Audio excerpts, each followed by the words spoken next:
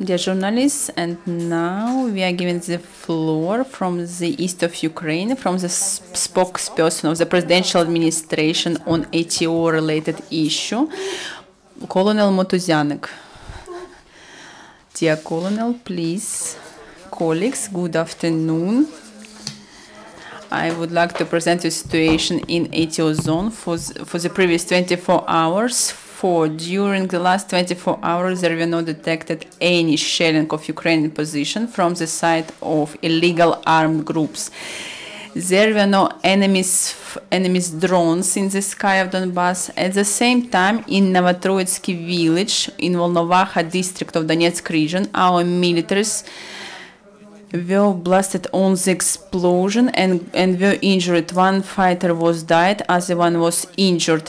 Novotroitsky is the last settlement controlled by Ukraine on the road Mariupol to Donetsk. It is on the contact line itself, and there are just 4 kilometers to the neighboring Dokuchaevsk, where our enemy is sitting.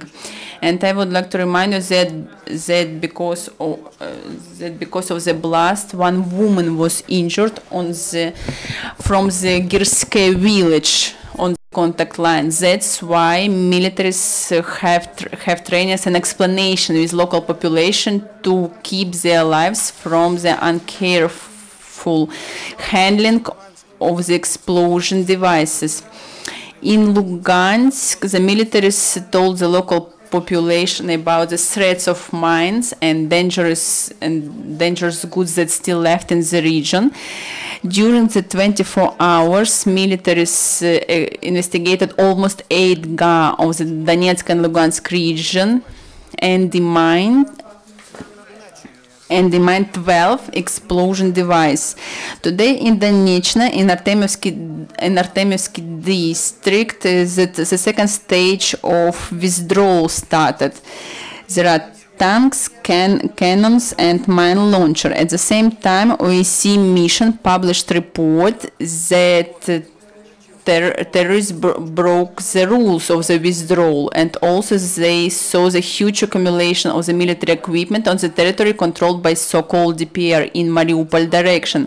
There were 2 tanks in Bezimino village, 26 tanks, and 1 anti-aircraft mount next to Sonsa village, 3 tanks next to Michurina, and SPC Gvozdika next to villages Petrivska and Oktyabr. Except for that, terrorists were using the system of radio-electronic struggle, trying to black out the drone of the mission that was above Zaichenko village. This information was also confirmed by Ukrainian surveillance. Notwithstanding the many declarations of the leaders of illegal armed forces, the enemy is trying to hide their heavy military equipment in frontline area. Russian state military supermarket is still working. Russia Federation doesn't stop to supply military equipment and logistics for puppet regimes on the occupied territories. They still train the terrorists. They still reinforce the position of the enemy. First of all, it's radio-electronic wrecking. Russian non-occupation regimes, they arrest and detain terrorists all the time. Those terrorists who are against the leaders of illegal armed forces. At Gnukovo checkpoint, the citizen of Ukraine was detained who took part in illegal armed force because he was very nervous while passing the checkpoint. And that's why Custom gave him to the employees of Security Service of Ukraine. In some time, it was found out that he was a part of Vostok, and his nickname was Tihi. Security Service of Ukraine also blocked the activity of information network of band group DPR at Donetsk region. They were collecting information about the location and movement of the armed force of Ukraine and gave it to the terrorists for further artillery shelling of our positions. Also, we are working on withdrawal of illegal weapons in the east of Ukraine. At the village Taretsky, Yasinovatska districts, we found cache with ammunition. Here we found 2 anti-tank mines, 4 throttle blocks, electric detonator, 4 sacks with gunpowder, ammunition to small arms, goods to make drugs, sack with cannabis, and a flag of so-called DPR. Also in Shasty of Lugansk region, police found hidden cache with explosion. In this cache we found 7 hollow charge grenades, 5 anti-infantry mines, 32 grenades to automatic grenade launcher, ammunition, and equipment to grenade launcher RPG-78, and dozens of thousands of ammunition. And Andronivka checkpoint at the border of Donetsk and Dnipropetrovsk regions,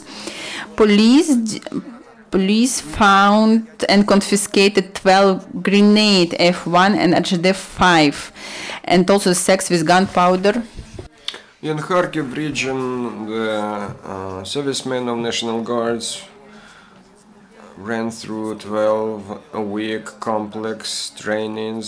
Special attention paid to the special trainings plus psychological trainings as well. Through the Novotroitsk checkpoint, 19 trucks with humanitarian aid traveled through with the International Red Cross humanitarian aid.